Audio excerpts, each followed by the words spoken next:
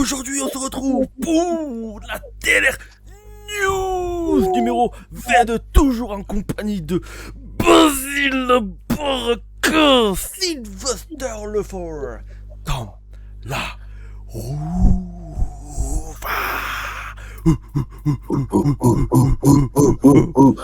Oh oui. Oh oui. Oh oui. Oh oui. Oh oui. Oh oui. Bon, tu pourrais faire toute une promo, mec, en répétant oh oui 50 000 fois. Ah, Comment ça va, amigo? ah putain, mec, ça va. Ouais, ça va. Je vais dire ça va super bien. Oui, non, ça va, ça. Ça va. Écoute, l'été revient. L'été revient. Alors, tout de suite, les amis, abonnez-vous.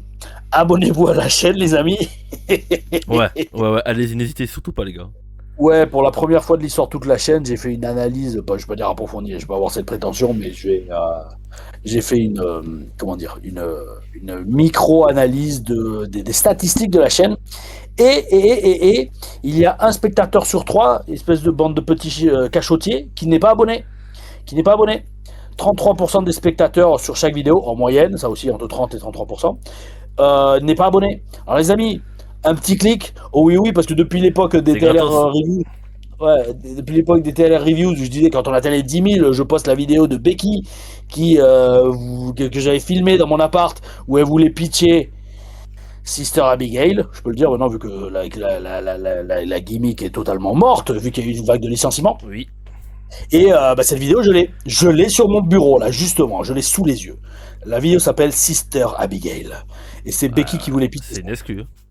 Ah les gars, il faut s'abonner, Il faut 10 000 abonnés, moi je tiens parole, cette vidéo ne sera pas postée tant qu'il n'y a pas 10 000 abonnés. Ah oh. Bon bref, ça pour dire, les amis, abonnez-vous, oh oui, lâchez des likes, commentez, partagez, alors commentaire, oh oui, bel esprit. C'est ce qu'on disait avec Alex, oh oui, c'est que la chaîne, on a un public fidèle et connoisseur, ça se dit connoisseur, en anglais ils le disent. Alors là, j'ai aucune idée, amigo. Connoisseur. Ah, bilingue pas trop, mais bon, ça va, je me débrouille quoi. Pas comme Eddie Karaoui. Ouais, voilà, exactement, franchement, comme lui. Franchement, je dirais pareil. Il fucked up. Il fucked up. Putain, je donne des coups dans la table, le truc il a pas de l'ordi, désolé. Mais il fucked up. I sleep, parce que sleep, en fait, il dit je glisse. I sleep, mais en fait non, c'est pas sleep, c'est slide. En fait, slide c'est glisser, mais glisser dans le mode glisser sur un toboggan. Glisser c'est I slept peut-être, enfin bref, un truc comme ça, bon, bref. Et I sleep, et après the fun, it's fucked up. Oh oui, Eddie, bel esprit. Il est au Mexique en ce moment, il fait des bons trucs, il fait des bons shows et en ce moment au Mexique. Et il tente. Attends, hors news. Putain, quoi? Hors news. Pastaga? Pastaga? Non, hors news, parce qu'on parle de Eddie Karaoui, on parle du Mexique, et on se l'est pas noté, mais t'as vu Lucha Underground? Ils vont revenir? Ben, ils ont teasé en tout cas. Ah, mais c'est officiel? Ils ont teasé, je sais pas, il y a rien d'officiel, mais ils ont teasé en tout cas. Frérot, me fais pas bander, fais gaffe. Attends, je vais sur X, je vais regarder. Mais bordel. Je crois que, en tout cas, ils ont mis une vidéo avec le logo Lucha Underground, donc à mon avis, c'est. Alors pendant que tu vas sur X, va aussi sur Instagram et abonne-toi à Latina-du-dessous Catcher. Oh oui, bel esprit. T'as pas vu la vidéo que j'ai postée hier? Si, j'ai vu, ouais.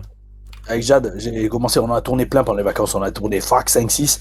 Et en fait, moi, j'en postais une par semaine. Alors, les amis, oui, sur Instagram, petit compte, nouveau compte, Latina, pas plus Catcher. Alors, oui, on peut pas mettre le plus dans les pseudos Instagram, mais Latira, tiré du bas, tiré d'en dessous, underscore Catcher, des vidéos humoristiques entre une Latina gymnaste et un Catcher barbu. Ah, bel esprit, franchement, il y en a des. Mec, je te donne là, le teaser d'une. Tu sais, il y a une trend où tu sais les mecs ils prennent leur meuf, ils la poussent sur le mur et la meuf fait la croix sur le mur, tu sais. Oui. Tu as vu ça. Oui. Et moi je fais, tu sais, la vibe. Alors pour l'instant il y a plein d'autres vidéos qu'on va faire, genre parce que Jade elle fait des trucs de ouf en gym, mais vraiment des trucs de ouf. Tu sais, elle fait des équilibres sur un bras, enfin des trucs de taré. T'as dû les voir en story. Moi je vais essayer de les faire aussi, tu vois. Je vais essayer de les faire et quand je les fais moi ça va être n'importe quoi, ça va être vraiment pourri et je vais mettre la musique pas de Benny Hill mais un remix, tu vois. Et là en fait dans le truc par exemple, là ce qu'on a tourné l'autre fois, j'étais mort, d'ailleurs je me suis pété le cou à le faire. C'était on fait le truc en croix là, tu sais, où je la pousse en l'air, pour les couples normaux. Et après quand t'es avec un catcheur, là je lui fais le Razor Edge. En Parce que je ne fais pas chuter, tu vois, mais je la lève et je mets les bras en croix, c'est énorme. Ouais, c'est énorme, elle a bien géré. Alors au début, elle se retenait à mes jambes, je fais non, lâche-les, tu vois. En plus, on tournait ça quand il n'y avait pas de monde dans la salle d'abdos à Fitness Park. Et tu sais, j'étais en mode rush, je fais non, putain, me tiens pas les jambes, tu vois, c'est limite en mode en mode match, genre putain, on peut pas se permettre de se couper. Pour une fois qu'il y a personne dans la salle d'abdos, qu'on a pas l'air de con à filmer ça avec l'appareil photo que j'ai acheté de ouf là, le Sony, je sais pas quoi là. Enfin bref, les amis, abonnez-vous à la chaîne YouTube et abonnez-vous à ce nouveau compte Insta. Et toi, est-ce que t'as trouvé alors sur Tweet, sur X Ben je regarde et ça ressemble vraiment aussi au Twitter officiel, au X officiel du coup de la Lucha Underground, parce qu'il y a 140 abonnés et je vois qu'il y a des gens connus qui suivent. Je vois, attends, il y a qui Mike Seidel, Jack Hager, John Cena, il y a John Cena, donc c'est bien eux. Donc s'ils ont mis une vidéo comme ça soon, alors. Attention frérot, attention. John Cena, il suit 500 000. Ouais, j'ai vu, ouais. Il suit tout le monde. Hein. Moi, mais pas, je pense. Ouais, il y a une vidéo où, en gros, ça dit masse en espagnol. Ok. Donc, Uno más, une fois de plus. Ou est-ce que vous en voulez plus peut-être? En gros, il y a écrit soon et au-dessus il y a écrit soon. Donc pour moi, c'est du nouveau, c'est pas pour ou alors pour remettre les anciens épisodes. Alex, je t'adore parce que c'est grâce à toi que j'avais redécouvert que ROH ça avait recommencé à Jacksonville et on avait repris contact avec eux, avec Eddie. Alors on va regarder du côté de Lucha Underground. Ah ouais. Oui. En plus il est sur place direct, donc. Ouais, mais ça c'était en Californie qu'il avait fait en Baja California, je crois. Ok. Donc voilà. C'est tourné à Hollywood. Ah bah totalement. Oh oui. Bel esprit. De toute façon, ton livret. Et avant ça, on a des news. On a les news numéro 1 ou non. Nick Khan évoque le vieillissement de ses stars et prépare l'avenir à la WWE, encore une fois. Est-ce qu'il regarde les télé news, Nick Khan? Enfin, je pense, je pense sincèrement. Comme on a dit, ils ont des gens à payer à regarder la WWE pour donner leur avis, leur feedback. Je suis sûr qu'ils ont déjà payé peut-être à regarder les télé news, qui sait. Mais frérot, tout le monde les regarde. Tu sais, il y a. Attends, qu'est-ce que c'était l'autre fois? Tu sais, je parlais d'une interview que je vais faire qu'on n'a pas encore faite avec Alias et Dileo. Je pense que c'est Alias, il a dû envoyer le clip à une des meufs que je mentionnais. Et la meuf, elle s'est empressée de faire des stories, genre en mode oh putain, on parle de moi. Elle est sortie cette vidéo ou pas? Non, pas encore, on l'a même pas fait encore. On n'a même pas fait l'interview. Mais si elle est pas sortie, comment elle sait comment la meuf a. C'est parce que moi j'en parle dans la précédente télé news. Je dis je vais faire une interview et parce que cette meuf elle a parlé de moi et voilà, je vais juste répondre à ce qu'elle a dit. Bon, après je m'en bats les couilles, je vais pas passer une heure à parler d'elle, je m'en bats les couilles de ce qu'elle fait, mais par contre non, ça va être sympa l'interview parce qu'avec Dileo c'est toujours bel esprit. Ça qui me fait rêver, c'est Rémi, Lucas Dileo. Putain, quand il pense, j'avais déménagé avec lui à Tampa. Hein. Il était venu avec moi faire les essais, on avait vécu 6 mois ensemble. C'est énormément de respect pour Rémi. Hein. C'est un très bon gars, il a une très bonne vision du business. Alors je te dis, il a une trop bonne vision du business, il se fait défoncer sur X lui aussi, mais il fait exprès, il en rajoute. C'est ça qui est bon, tu jettes un peu d'huile sur le feu. Mec, je prévois une vidéo. Waouh, celle-là, quand je l'aurai faite, tu vas exploser de rire. Je prévois une vidéo. C'est une petite vidéo cool. Maintenant, je suis un créateur de réel. Ça y est, c'est officiel, ça y est. Putain de merde, mec. Celle-là, tu seras mort de rire. Quand je la posterai, tu vas exploser de rire, tu vois. C'est quand les guerriers du clavier se préparent. C'est le guerrier du clavier qui se prépare pour t'apprendre ton métier quand t'es catcheur. Ouh, ouais, c'est là. Ah, ça va être intéressant, ça. Ouh. Bah tu me diras, tu me tiendras au jeu, Tom. Ah mais t'inquiète mec, je suis un monteur de réel, j'ai même acheté CapCut version pro, enfin peut-être pas version pro parce qu'elle coûte la peau du cul, mais j'ai pris l'abonnement quoi. Oh nickel, vas-y, ça marche. Ben Nick Khan, qu'est-ce qu'il a dit lors d'une interview sur le podcast de Bill Simmons? Il y a un an, juste après WrestleMania, Triple H et moi nous sommes réunis et nous nous sommes dit, regardons vers l'avenir, examinons nos principales adversaires. Cena, c'était évidemment son année de retraite. Nous avons Roman Reigns, Cody Rhodes, Punk, Seth, Brock, qui n'est plus là non plus. Pour l'instant. Enfin, pour le moment. Ouais, voilà, on sait pas trop. Et il dit, ils ont tous 40 ans et il faut préparer l'avenir. Nous sommes donc allés au Performance Center voir Shawn Michaels et Matt Bloom qui dirigent cela au quotidien et qui s'occupent de NXT. Et nous avons dit d'accord, regardons les talents par exemple. Bon, regardons, il compare ça à la DX quand ils ont commencé, ils avaient 26 ans. C'est vrai que c'est chaud, toi. Putain, t'imagines DX, wow. 26 ans. C'est souvent moi. Ben c'est ça, moi souvent je regarde l'attitude Era et je me dis mais putain mais quel âge j'avais. Austin il a brillé, il avait même pas 30 ans, hein. C'est un truc de ouf mec. Et tu le voyais, il ressemblait à un bonhomme. C'est les mecs qui ressemblaient à des bonhommes à l'époque. Tu sais, c'est pour ça que je dis toujours, j'en reviens toujours à dire c'est ça, mais le catch faut ressembler à des mastodontes ou à des bonhommes quoi. Parce que si t'as pas ça, tu ressembles à des jeunes et le père de famille va s'en battre les steaks de regarder des jeunes ados. Ou avoir un bon personnage. Oui voilà, mais ça va avec nous frérot. Ouais, mais on va peut-être en reparler de lui. Parce que. Ou Bray Wyatt. Mais après, lui, physiquement, il était quand même costaud, mais voilà. C'était pas. C'était pas un personnage en catch, soyons honnêtes, un personnage en catch peut pas marcher si t'as pas le look qui va avec. Et le look, ça veut dire aussi forcément la caisse. Ouais. Parce que dis-moi un personnage qui a marché, mais vraiment marché genre main event de ouf, quoi. Où le mec, il était ultra mince. Voilà, comme ça. Regarde, je vais te donner un autre exemple. Ouais. Zack Sabre Jr. Ouais. Tout le monde se branlait sur lui, là, sur Internet. Indy Darling, le mec, il a pris maintenant 10 kilos de muscles. Il s'est rendu compte, au bout d'un moment, il faut que je ressemble à un athlète, tu vois. C'est vrai. Et oui, ils regardent tous les Taylor News. mais c'est sûr, c'est abusé. Il y a même pas de métier, frérot, putain, waouh. Ah ouais, mais ça, tu vois, l'expérience, ça se paye. Hein. Et Shawn Michael a répondu, il aura répondu, et il va dans ton sens Tom parce que t'en as parlé souvent dans les news. C'est pour ça que la news m'a fait kiffer. Voilà, il y a une chose pour laquelle nous avons vraiment besoin de soutien. Nous devons pouvoir faire des tournées avec NXT. Parce qu'en travaillant depuis le studio chaque semaine, on n'obtient pas les réactions authentiques du public dont les jeunes catcheurs ont besoin pour savoir faire leur boulot correctement. Exactement. Et c'est ce que tu avais dit exactement, Tom. C'est que tu avais dit, les mecs, en fait, ils font plus de live event, ils arrivent plus à bosser, quoi. Alors, d'une part, c'est ça. Et en fait, le truc, c'est là, ce qui a beaucoup résonné dans ça, c'est que je comprends, putain, mais en fait, c'est du génie. Alors, attention, Matt Bloom, Shawn Michaels, ils savent ce qu'ils font, mais quand j'ai vu leur façon de penser, je fais, waouh. D'ailleurs, l'autre fois, attends, c'était quoi? Je sais plus si tu en avais parlé, mais on va en reparler, mais ça n'a pas trop de lien. Mais Triple H disait dans une interview que Dusty Rhodes lui avait dit un jour, tu sais, tu peux mettre toute l'énergie du monde que tu veux, mais ta vision, tu sais, pour une gimmick, pour une storyline, pour une promo, ne sera jamais accomplie à 100%. C'est-à-dire qu'en fait, quand tu bookes quelque chose, tu vois, tu as une vision. Et moi, je te le dis parce que j'aide des promotions à booker. Des fois, tu sais, j'ai une vision claire de ce que je vois dans ma tête. Remarque, quand on filme, oui, j'y arrive. Mais quand tu dis à quelqu'un, fais ci, fais ça, machin truc, crois-moi, ça va marcher. Le talent, quand je dis le talent, c'est le catcheur. Il va toujours y mettre quelque chose de personnel qui va faire que ça va pas être complètement ce que tu voyais en tête. Et Dusty avait dit à Triple H d'apprendre à accepter ça. Ça pareil, c'est des genres de petites phrases qui me retournent le cerveau parce que je suis oh putain, c'est vrai que c'est un truc de ouf quoi. Parce que combien de fois j'ai eu des discussions moi avec Dusty personnellement quand j'étais manager à l'époque, même en français, mais en français on était en équipe, on y allait le voir à deux, mais quand j'étais manager, souvent il me disait voilà, moi je vois ton perso comme ça, je veux que tu fasses ci, je veux que tu fasses ça. Et en fait le truc ça, et en fait tu te dis, ce mec là voilà, il a beau t'expliquer tout ce qu'il veut, dans sa tête il se dit je garde la porte ouverte pour que ce soit pas totalement le truc. Donc là, c'est ce genre de petits trucs que des génies du business ont en tête.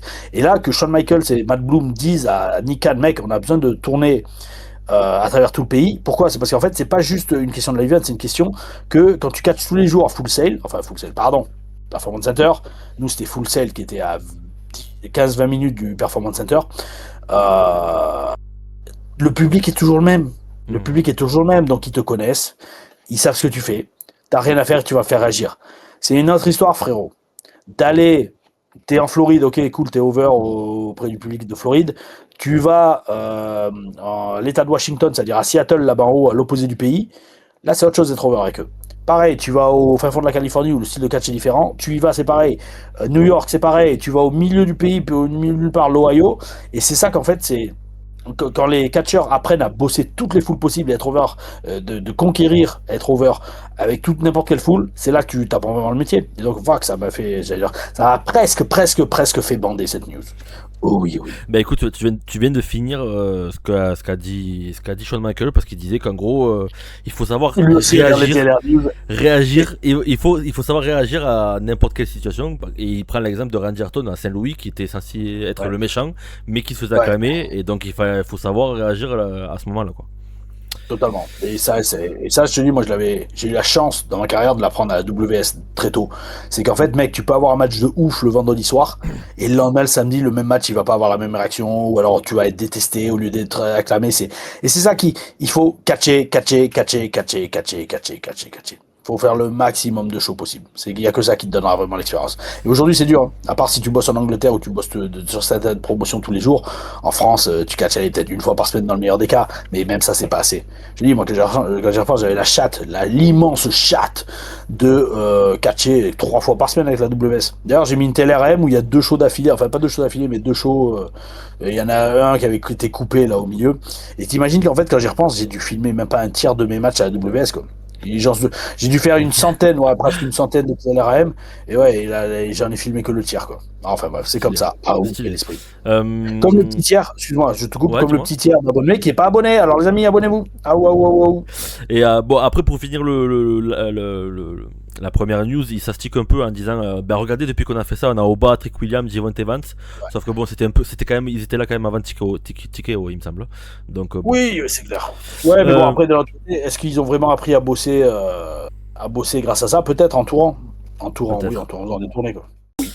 Deuxième news, Tom. TKO contrôle totalement la WWE lors d'une séance de questions-réponses avec des étudiants de l'université d'Alabama.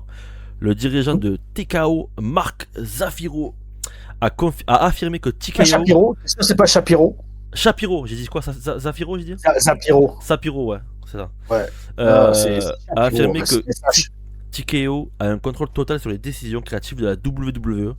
Il a également défendu les apparitions des célébrités de la WWE comme une stratégie de croissance majeure, bien qu'il est conscient que la stratégie pourrait faire fuir certains fans. Oui. Pour finir, il indique que l'audience de la WWE a triplé sur Netflix. Qu'est-ce que t'en penses? Ok. Moi, franchement, ça me fait chier. Moi, ça me fait presque peur, en fait, parce qu'en fait, il s'en fout. Ah ouais, mais clairement. Il s'en fout du catch. C'est juste, nous, on est là pour faire de la thune. Alors, ok, d'accord, faut faire de la thune en catch. Ouais. Oui, mais tu fais de la thune en faisant du catch. Pas en mettant des célébrités qui font du catch. Et ouais, mais en fait, j'avais pas lu toute l'interview en entier. Je crois, moi, j'avais juste fait le contrôle total des décisions créatives. Mais ouais, c'est. Ouais, apparemment, ouais. Selon lui, c'est lui qui a la dernière. En fait, moi, quand j'entends son nom, ça me fait penser à Ben Shapiro, qui est. Tu vois pas qui c'est, toi, j'imagine. Non, ça me dit rien. Je l'aime pas du tout. C'est un commentateur politique américano-israélien, je crois, ultra sioniste. Mais c'est quelque chose. Je connais pas. Quelque chose. Ouais, mais en fait, ils ont le même nom. Alors, je sais pas s'ils sont reliés ou quoi, j'espère pas, parce que putain, je crois que si le propriétaire de la WWE il est relié à Ben Shapiro, bah putain, waouh. Ah ouais, ça pour dire. Bon, ça serait pas une surprise. Il y a plein d'autres surprises à la WWE. Oh, et puis surtout au sommet de la pyramide, ils se rencontrent tous. Hein. Ouais. Et non, c'est. En fait, c'est surtout ça, c'est surtout sa vision de nous les célébrités, ça ramène du monde, ça ramène des yeux sur le produit. Ça, on a compris. Mais après, tu regardes WrestleMania, dans chaque segment, quasiment, il y a une célébrité. Il faut arrêter, quoi, au bout d'un moment. Quoi. Le problème, c'est Mike Tyson. Ouais, Mike Tyson, putain, frérot, je vais pas te l'envoyer cette vidéo. J'étais devant le Colisée avec Jad, et il y avait, des vendeurs à la sauvette. C'est genre qui je sais même plus s'ils vendent des bouteilles d'eau. Le mec, j'ai pas compris. Attends, tu vois ma tronche, d'accord? Tu vois Mike Tyson? Ouais. Non, mais est-ce que tu vois Mike Tyson quand tu me vois en fait? Ah, pas du tout, non. Voilà, mais moi le mec il me voit, tu sais, en t-shirt moulant, crâne rasé, il me fait Hey Mike Tyson. Et putain, je le regarde, je fais oui d'accord, attends, j'essaie de faire une vidéo, c'est bon, stop. Elle était morte de rire, Jade. Mike Tyson. Ouais, mais attends, mais ça. Non, frérot, pas les couilles, je vais te montrer la vidéo, mais tu vas voir. C'était un truc de ouf. Mais vas-y, toi, continue à parler de la news, attends, je retrouve la vidéo. Ouais, moi je t'avoue, Tom, ça me fait peur parce que du coup, en fait, là, il est en train de dire clairement, ouais, on a le contrôle total, je m'en fous de ce que vous dites sur les réseaux sociaux. Et ça va continuer. Bon, après, ça va continuer, oui, non, parce que tu vois, par exemple, il avait dit, on baisserait pas les prix des tickets WrestleMania. Bon, il les a vite baissé les prix, mon gars, parce que. Et tu sais, genre, ils font ce qu'ils veulent. Maintenant, c'est Pat McAfee, apparemment, qui a décidé de lui-même de partir, vu le backlash ultra négatif des fans sur Internet. Quoi. Aussi. Ouais. Et respect si c'est vrai, parce que c'est. Parce que voilà, quoi, c'est bien que lui, au moins, il soit à l'écoute des fans, à défaut que le patron. Qui encaisse l'échec. Ouais, d'ailleurs, que j'ai vu, attends, c'est quoi? J'ai vu, on va en parler avec les vagues de renvoi, mais Harry Emmanuel, il a touché un bonus. Ouais, je l'ai noté. Ouais, et dans la foulée, boum, il y en a 22 qui sont licenciés. Ouais. Oh. Oh non. Tiens, je l'ai, frérot, tu vois. C'est là, je crois. Je crois que c'est là. Mike Tyson. Attends, fais une vidéo, c'est gentil, merci. Bravo. Regarde, mec. Mike Tyson. Ouais, attends, fais une vidéo, c'est gentil, merci. Et le mec, mais avant ça, il avait déjà dit 2 ou 3 fois, tu vois. Deux ou 3 fois, il était là, Mike Tyson. Et tu sais, moi, je suis en train de filmer. T'es gentil, mec, je fais une vidéo, quoi. Mike Tyson. À croire que je ressemble à Mike Tyson. Hein. Mais bah, pour dire, ouais, Mike Tyson, il avait sauvé la WWE dans la guerre avec la WCW. Ouais. Mais c'était le seul gars. C'est pas un mec dans chaque segment, quoi. Bah, c'était un seul gars, puis c'était Mike fucking Tyson, Iron Mike Tyson. Oui, c'est ça. Ouais. Et puis, regarde, c'était un cleaner, c'est un bagarreur. Voilà, c'est comme mec, si tu. Un mec qui fait du stream. C'est ça, c'est pas un mec. Après, c'est la société qui est comme ça maintenant. Les youtubeurs maintenant, les youtubeurs et les personnalités de l'internet, ils sont voilà, non mais c'est ça, c'est les mecs sont maintenant mis au niveau. Mec, on va devenir des stars, Alex. On va devenir des stars. Ouais, bien sûr. On est les seuls sur YouTube français qui font ça, c'est une dynamique catcheur, fan webmaster en vidéo. Ah, c'est clair. Et on a des avis tranchés aussi. Hein, on a des avis tranchés aussi, c'est peut-être ça aussi qui plaît pas aux gens. Ah mais ça aussi, la roue va tourner, tu vois. La roue va tourner. C'est là, moi j'en parlerai avec Diléo justement. Ça va être énorme cette interview. On est dans un monde où l'énergie féminine. Alors attention, c'est pas une mauvaise chose. Mais comprenons-nous. Parlons un peu d'ésotérisme. On vit dans un monde où l'énergie féminine est beaucoup trop mise en avant. D'accord ? C'est les émotions. L'univers et le monde est une question d'équilibre. D'accord ? Ça, c'est un principe hermétique de rythme. Le pendule, il va des deux côtés, comme ça, d'accord ? Donc, des choses normales, la nature, le truc est au milieu, d'accord ? Masculin, féminin, et au milieu, il y a l'équilibre. Quand tu pousses trop d'un côté, tu vois, le pendule, il tremble. Tu vis dans une société où tout le monde réagit avec des émotions, tout le monde est hyper, comment dire, hyper sensible, hyper réactif, le moindre mot, tout le monde est outré. En fait, tout ce que tu vas faire, c'est que tu vas réveiller le masculin sacré, et là, la claque, elle va faire très mal. Au sens figuré, bien évidemment. Et c'est ça, en fait, là, on est dans la zone où les œstrogènes, alors aussi bien hommes ou femmes, hein, parce qu'il y a des hommes qui sont blindés d'œstrogènes aussi, ils sont là, puis quand la testo va revenir, mais là, ils vont pas comprendre ce qui va se passer. Enfin, bref, ça va être intéressant. Oh oui. Ouais, on a fini, je pense, cette news, non ? Ouais, on a fini cette news, Tom. On est à la 3e news. Et si Tony Khan rachetait la WWE, Ric Flair y croit. L'ancien catcheur légendaire Ric Flair a récemment déclaré qu'il n'excluait pas la possibilité que Tony Khan puisse un jour racheter la WWE. Ouais. Lors d'une interview avec Harry Elwani, Flair a expliqué qu'il ne serait pas surpris si cela arrivait. Notamment à cause de à cause de la puissance financière de Tony Khan et de sa famille. Il a notamment souligné le fait que Tony Khan est quelqu'un qui respecte énormément le business, que la famille Khan est extrêmement riche, et que la possibilité de racheter la WWE est financièrement faisable. Sauf que moi, ce que je lui rajouterais à cette news à Ric Flair, c'est que Tony Khan a bien essayé de racheter la WWE lorsqu'elle était en vente face à TKO. Et il a perdu. Parce que ça, c'était pas noté dans la news, mais les prix, enfin comment on dit ça, les prix, non pas les prix, les montants sont sortis. Et la famille, enfin Tony Khan, la famille Khan avait proposé 8,5 milliards de dollars pour acheter la WWE, et TKO a remporté avec 10,5 milliards de dollars. Donc, moi personnellement, je verrais pas Tony Khan racheter la WWE parce qu'il avait déjà s'il voulait l'acheter, il aurait fait une renchère dessus. Et maintenant qu'il a fait la EW, je vois pas l'intérêt personnellement. Mais écoute, tu vois, là je suis en train de voir un peu sur internet. Alors Shahid Khan, le père de Tony, environ 13 milliards de dollars. Tony Khan, à son actif, il a 1,5 milliard. Donc total de la famille Khan, entre 14 et 15 milliards de dollars d'actifs. Maintenant, oui, il a essayé de racheter, mais c'est comme tu as dit, c'est avant que TKO rachète la WWE. Le jour où TKO va avoir cassé son jouet, qu'ils perdront de la thune, qui feront plus de bénéf et que les célébrités voudront plus venir catcher, c'est ça le plus important. Ouais, bah oui. Quand Mr Beast ne voudra plus apparaître à la WWE, là ils vont faire ah merde, notre jeu est cassé, je vais le jeter, je le revends. Ah mais peut-être qu'ils vont appeler le vrai Beast. Alors attention, le vrai Beast, c'est-à-dire que veut dire par French Wrestling. Non voilà, c'est ça. Voilà, je pensais que t'allais dire ça. Pour moi, attention. Quand on parle de ce genre de personnes, si tu me dis ils vont appeler le vrai Beast, moi je vois le 666, tu vois. Le vrai Beast, ils vont invoquer le Beast Incarnate. Oh oui. Encore une fois, le symbolisme est partout. Mais bref, ah ouais, non, mais en fait, mais après, il me fait rêver, Guillaume. Putain, ça fait longtemps que je ne l'ai pas parlé. Je l'ai vu il y a pas longtemps. Ah ouais, ou en message. Ouais. Ouais, tu sais que chaque fois qu'il me parle, enfin, quand on se parle, il m'envoie une référence à nos news. Ouais, on se parle, on se fait des vocaux. Ouais, bel esprit. Ouais. Mais bel esprit, Guillaume. Un jour, je lui dirais, mais frérot, pourquoi t'as choisi Beast comme nom? Tu m'expliques?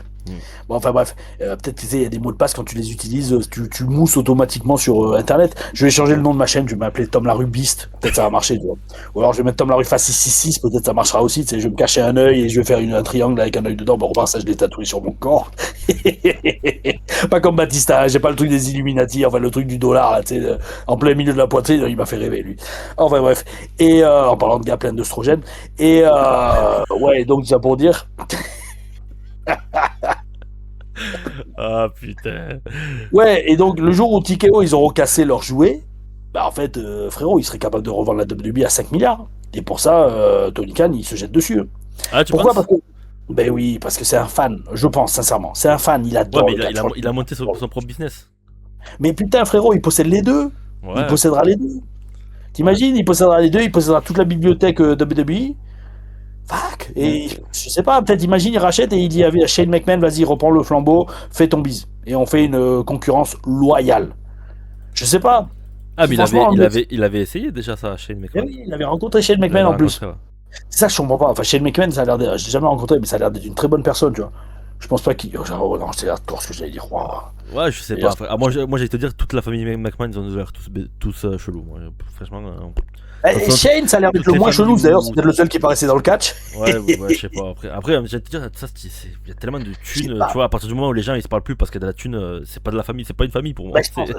Ouais, ou alors peut-être, justement, peut-être il a vu que toute sa famille était tarée, il a voulu prendre ses distances. Peut-être aussi, ouais. Et j'ai pas regardé, il paraît que le speech de Stephanie McMahon c'était quelque chose. J'ai pas écouté du tout. J'ai juste vu que AJ Styles avait eu le droit à 9 minutes de speech. Ouais, non, mais c'est lui, il a choisi de pas être long. Il a dit, je choisis de pas être long. Parce que voilà, c'est bon. Je remercie tout le monde, merci, je vais pas rester 3 heures. Il paraît que Stéphanie, alors je sais pas, j'ai pas regardé, mais j'ai eu des feedbacks comme quoi c'était genre, t'es là, en fait, c'est vrai que c'était genre en mode le promoteur qui met la ceinture sur lui, tu vois. Ouais, ça ressemble à ça. Là, c'est genre en mode je me fais mousser et c'est moi qui décide de me faire mousser. Et grosso modo, je sais plus quel feedback j'avais vu, mais genre, grosso modo, c'est le genre de speech. Si t'avais le malheur d'aller aux toilettes pendant ce speech, t'étais viré le lendemain, quoi, tu vois. Ouais, bref, c'était l'ambiance, tu vois, grosso modo. Mais ouais, non, c'est. Pour en revenir à la news, franchement, moi je serais pas étonné. En tout cas, qu'il réessaye, tu vois, de le racheter. Ouais. Regarde demain, mec, parce que regarde, on va pas se la face. Tony Khan a grandi en regardant la WWE. Oui. Donc, c'est ce qui te fait rêver, tu vois. Franchement, tous les mecs de la EW, alors, on peut dire ce qu'on veut. Mais demain, n'importe quel mec de la EW, tu leur proposes un gros contrat de WWE. Mais là, tu vois, c'est ça le problème. Maintenant, avec TKO aux commandes, je sais pas si c'est si intéressant d'aller à la WWE. Je suis pas sûr. Et ouais, mais c'est parce que c'est différent, il n'y a plus cette aura en fait, il n'y a plus cette aura de magie. Ouais. Oh, attends, j'ai pensé à un truc l'autre fois. Oui. T'as vu, en plus je fais les deux doigts avec les petites cordes, là, comme ça je commence à lancer des signes subliminaux. Ouais, c'est... Non, ça c'est au football qu'ils font ça. Faut faire comme ça, je crois. Non, c'est l'inverse, ça c'est métal. Au football, tu sais, les Texans ils font ça. Vraiment, peu importe, ça pas les couilles. Et mec, j'ai pensé à un truc l'autre fois. Et alors, c'est une théorie de ouf. Mais tu vas voir que tu vas dire, putain, s'il faut, t'as raison. Parce qu'en plus, il y avait eu une news là-dessus. Une news comme ça il y a quelques temps. Mec, tu regardes la WWE, t'es prêt? Oui. Tu regardes la WWE, t'as pas l'impression que les storylines sont écrites par une intelligence artificielle? Si, je l'ai vu la news aussi, ouais. Non, mais là, c'est même pas genre par rapport à la news. Quand je vois à quel point c'est plat, sans surprise, et que des fois tu te dis, mais d'où ça sort? Tu fais, mais en fait, c'est pas possible. Ils mettent ça dans un chat GPT, et il dit, vas-y, sors-nous un scénario pour Raw. Ça ressemble, en vrai. Non, mais ça m'étonnerait même pas. Ouais, c'est vrai. Ça m'étonnerait même pas. Parce que franchement, gros, imagine. Bon, fuck, j'ai envie de faire un test. Oh putain, je vais faire un test en direct. Vas-y, fais-le direct, hein, vas-y. Attends, je vais le faire en direct. Rien que pour rigoler. Je pense pas que ça va le faire, mais allez, on s'en fout. On va oui, tu dis, je suis à la WWE, je veux créer une storyline. En plus, il y a une mise à jour, là, il va trouver. Je suis booker à la WWE. Ma storyline entre Cody Rhodes et Randy Orton commence à stagner pour le main event de WrestleMania. J'ai bien aimé le petit clin d'œil de Cena à Vince. Tu sais, quand il présentait Welcome to WrestleMania. Ouais, j'avais bien aimé ça. Au moins quelqu'un qui, quand même, encore une fois, on s'en fout de ce qu'il fait en privé, paye hommage à un mec qui a créé tout, quasiment, pas quasiment tout seul, mais en grande partie. Si vous regardez la WWE, ça stagne pour le main event de WrestleMania. J'ai besoin de ramener des yeux sur le produit, notamment de gens non fans de catch, et de vendre des billets. Que me conseilles-tu, STP? Je suis grave dans la merde. Toi aussi, dans la merde. Tu remercies ChatGPT? Harry Emmanuel va me virer. Ah ouais, il va me virer. Fais quelque chose qui donne-moi. C'est exactement ça. Donne-moi une solution qui va l'apaiser. Entre parenthèses, c'est l'agent de Pat McAfee. Je vais l'enculer, je guide pas le truc. Alors, tu n'es pas dans la merde, mais ta storyline est trop linéaire pour un main event de WrestleMania. Si tu veux ramener du grand public plus en des billets, il faut une chose simple, transformer ton match en phénomène culturel, pas juste en rivalité catch. Twist majeur, casse le duel classique, ajoute une dimension inattendue, option forte, celle qui fait vendre, devient le mentor manipulateur, il crée Cody mentalement, ou que grand public crucial. Ajoute une figure mainstream. Oh le con, il me sort exactement ce qu'ils ont fait. Ajoute une figure mainstream, Pat McAfee, parfait pour toi vu le contexte. Ou une star extérieure, acteur, UFC et influenceur. Ah putain. L'idée, McAfee devient obsédé par Cody, Orton le manipule en live, ça part en chaos médiatique. Oh bordel de merde, oh, putain, mais je te jure, ils ont dû faire ça, c'est pas possible.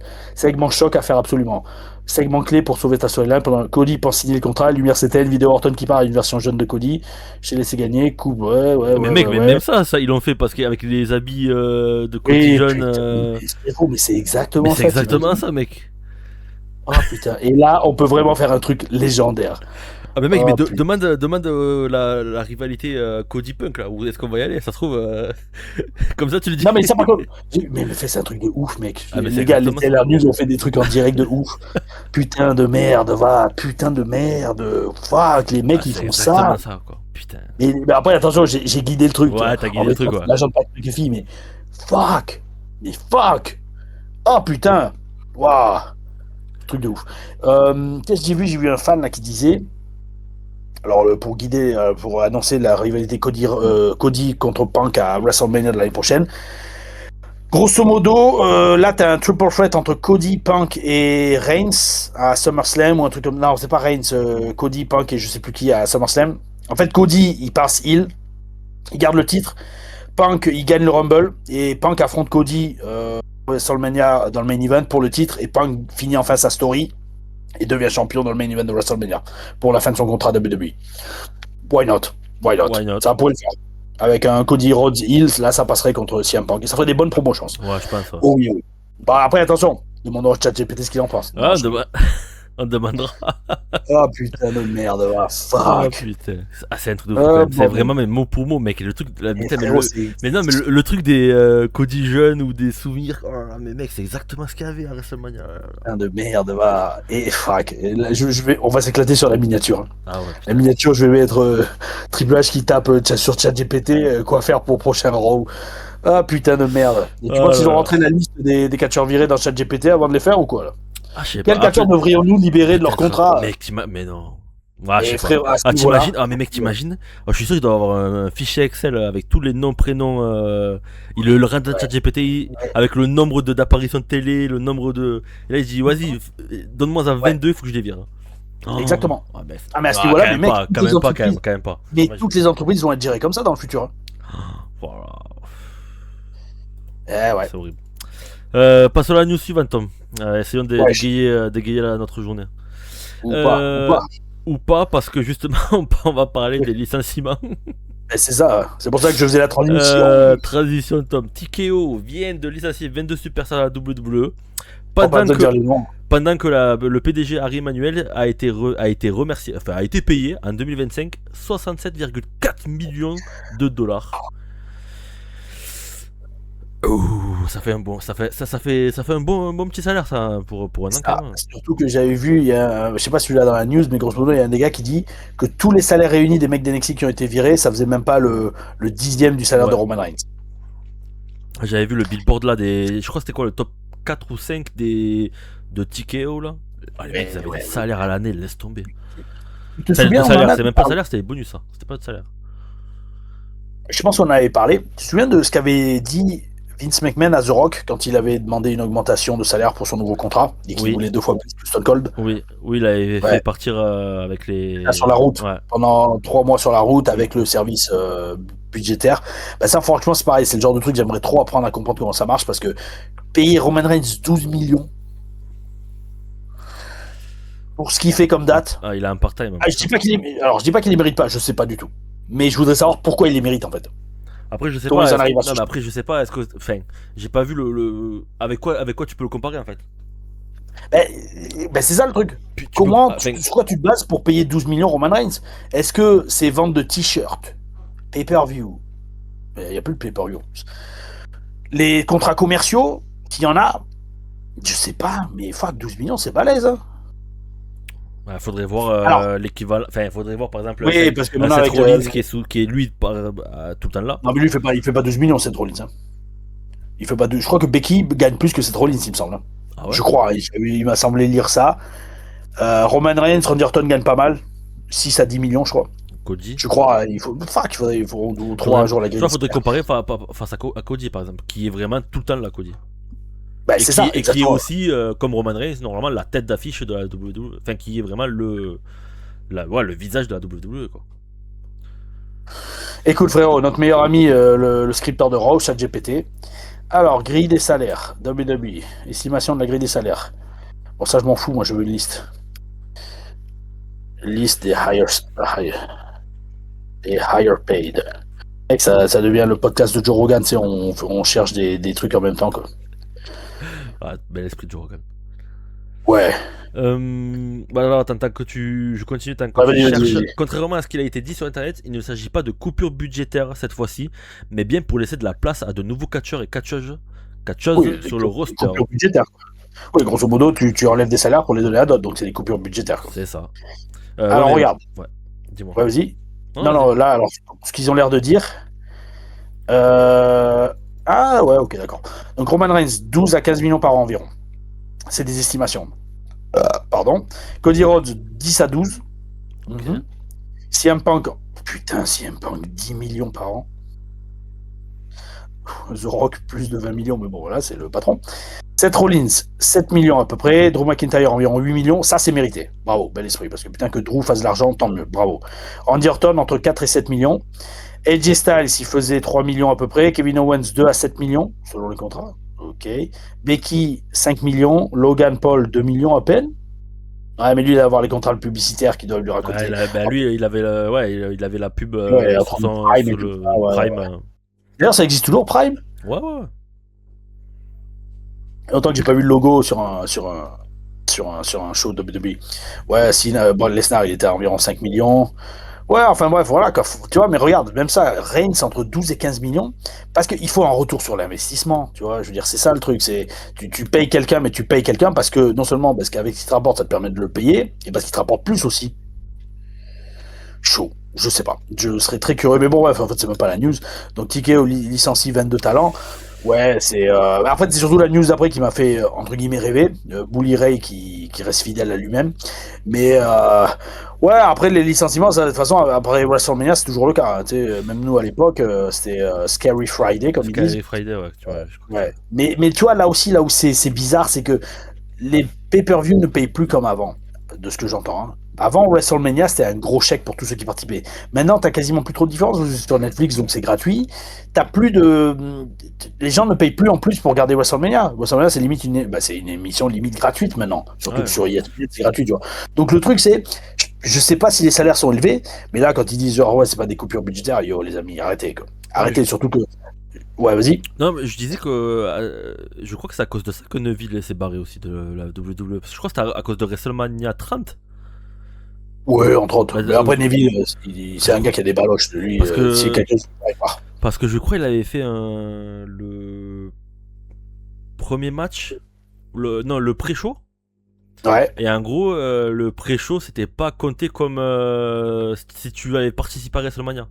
Donc, oui, coup, totalement. T'avais perdu tous tes bonus. Et je crois que ça part de là qu'après il se casse. Enfin, je crois vérifier. Mais Lance, c'était pareil. Hein. Lance, il nous avait dit à l'époque qu'il avait fait le Dark Match, enfin un des Dark Match, ou le pré-show de WrestleMania 19, je crois, à Seattle, c'était, il me semble. Ouais, c'est ça, c'était à Seattle, il me semble. Et en fait, il n'avait pas eu une paye spéciale hein, pour ça. Il a eu une paye plus élevée que d'habitude, mais pas une paye de WrestleMania, tu vois. Enfin bref, c'est ça. Mais qu'est-ce que je t'allais dire? Oui, c'est dans cette news que genre il dit c'est Triple H qui a le dernier mot, mais pas vraiment. Oui, c'est ça. Alors il précise avant que le retour de SmackDown à 2h a pu aider aussi le fait c'est revenu à 2h. Ouais, de cette coupe budgétaire. Et on apprenait aussi via le Wrestling Observer que Triple H était le responsable sur la décision des licenciements. Ouais. Il est précisé que Triple H, Nick Khan et les directeurs des talents ont ainsi discuté ensemble pour prendre la décision sur les non licenciés. Une information qui confirme que le directeur créatif Triple H était une fois de plus bien au courant de cet événement. Oui, totalement. Ouais, parce qu'on fait que dire ouais, c'est TKO, mais là c'est bien Triple H qui a coché les noms qui devaient se faire virer. Ouais. Et là-dessus, je citerai juste Tyler Breeze à l'époque. Il m'expliquait parce que moi je lui avais posé la question, tu sais, comment dire. Fuck, ça c'est un peu un truc d'insider, mais autant le dire. Moi j'avais une théorie à l'époque, j'en avais déjà parlé, je crois, mais je vais la répéter. Une théorie qui disait, moi dans ma tête, c'était pour mousser, pour marcher, on va dire, à la WWE, on va dire, backstage. Il faut être over. Over, tu comprends ça veut dire, c'est être populaire. Over. Oui. Être over avec la foule. Mousser. Il faut être over avec 3 entités. La foule, bien évidemment, le patron, le booker, et les boys, le vestiaire. Parce que si t'es over avec le patron, mais pas avec le vestiaire et pas avec la foule, ben au bout d'un moment ça va coincer parce que les boys vont pas vouloir bosser avec toi, ils vont pas t'aimer, donc on va pas faire du bon business. Ou alors la foule va s'en battre les couilles et le patron s'il te kiffe, il va faire bon fuck, la foule s'en fout, tu dégages. Si t'es ouvert avec la foule mais que le patron t'aime pas, t'iras nulle part. Et si pareil, si t'es ouvert avec la foule et que le patron t'aime pas et que les catcheurs t'aiment pas, ben pareil, les catcheurs vont pas vouloir bosser avec toi. Et si tu vas te faire virer du locker room, il y en a un qui va te blesser, enfin ça va être de la merde. Tu vois, donc moi je me disais, il fallait être ouvert avec ces 3 entités. Et j'en ai parlé avec Tyler Breeze, quand j'étais à son école, j'allais faire 2 ou 3 entraînements. Et lui il me dit, non mec, c'est pas du tout comme ça que ça marche à la WWE. Je fais, ah ouais? Sur la route? Il fait non, pas du tout. T'as besoin d'être over avec 3 entités, 3 personnes. Il m'avait dit, t'as besoin d'être over avec le mec qui dirige les relations humaines. Donc à l'époque c'était Kyle Siman. Parce que c'est lui qui soumet la liste de noms à virer ou pas, grosso modo. Ou à signer ou pas. T'as besoin d'être over avec un des scripteurs, si possible le scripteur principal. Parce que si le scénariste principal te kiffe, il va faire des scénarios non-stop pour toi, tant que t'es pas à la télé. Voilà. Et tu as besoin d'être over, bien sûr, avec Vince, parce que c'est lui qui, ultimately, c'est lui qui décide combien tu gagnes. Il m'a dit, c'est pour ça que j'ai été viré, parce qu'en fait, Vince, un jour, il devait faire des budget cuts. Là, ils étaient assez honnêtes pour le reconnaître. Et tu sais, Vince, c'est la liste de tous les talents et de combien il gagne, tu vois. Et en fait, Vince, il fait chaque mois un par un. C'est Tyler Breeze qui m'expliquait ça. Et en fait, genre, au bout d'un moment, il fait, mais attends, fuck, Tyler Breeze, ça fait 6 mois qu'il est chez lui, je l'ai pas utilisé, il gagne 150 000 balles par an. Allez, on le dégage. Voilà, c'est comme ça que ça se fait, en fait, tu vois. Et là, c'est pareil pour Triple H. Je veux dire, c'est comme ça que ça marche, le catch, en fait. C'est à la liste des noms, combien il gagne. Genre, est-ce que ce mec-là vaut l'investissement qu'on met en lui, tu vois? Ouais, enfin. Ouais, après, c'était bizarre parce qu'il y avait des catcheurs qui étaient quand même encore utilisés récemment comme. Oui, Kairi Sane, j'ai pas compris. Ouais, Alistair Black aussi, qui était. Qu'on voyait derrière. Pour le. Je crois que c'était pour la storyline Cody Orton. Oui, soi-disant que ça devait être Orton. Ouais, bref. Ouais. C'est bizarre. Bizarre. Enfin bref, dans tous les cas, bonne chance à tous les gars et ils vont vite retrouver du. Oui. Non, AEW. Alors AEW, je pense pas qu'Alistair Black va retourner à l'AEW, mais AEW, MLW, New Japan, toutes les indies, Ouais. Avec comme manager Basile Baraka. Oh, est-ce que t'as le droit de le réutiliser ou c'est sous TNA ça, Basile Baraka? Bah franchement, je pense que pas qu'ils aient déposé le nom. Okay. Donc il suffit de regarder, tu sais, au truc des intellectual property. Ouais, Basile Baraka. Ouais, parce que j'imagine il n'y a plus de merch ni rien, donc. Bah, frérot, j'ai jamais eu de beurre sur Basile Baraka. Mais là, j'avais fait semi-le-con avec ça, c'est dommage. T'aurais dû, hein. Franchement. Non, mais parce que sur le moment, je réalisais pas la classe du nom. Basile Baraka. Moi, je voulais m'appeler Tom Laruffa afin qu'à la télé TNA, comme ils le font tous maintenant. Ils gardent tous leur putain de vrai nom, quoi. Et enfin, de nom d'indie, quoi. Et en fait, j'avais 2 comptes Twitter à l'époque. J'avais Tom Laruffa et Basile Baraka, TNA Impact, machin truc, tu vois. Mais en fait, ouais, je sais pas si ça a été très bien vu de l'office. Peu importe.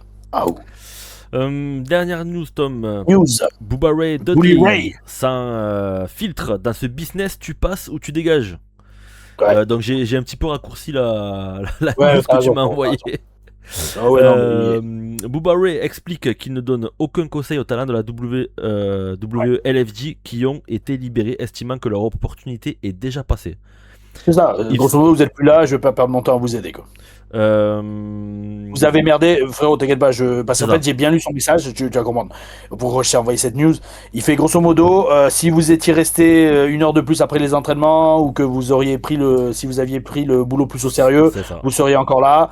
Sous-entendu, vous êtes que des glandeurs, et si vous êtes viré, c'est de votre faute. Grosso modo. C'est ça, c'est exactement ça. Alors, oui.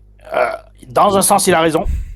Mais calmos aussi. C'est toujours pareil, ça reste du catch. C'est pas comme si genre je peux aller dans le ring et faire des matchs que je veux de 25 minutes si on me donne que 2 minutes pour briller, tu vois.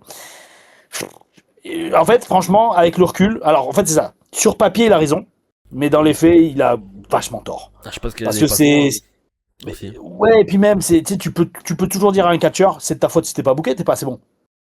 OK, d'accord. Qu'est-ce que je peux faire pour être meilleur?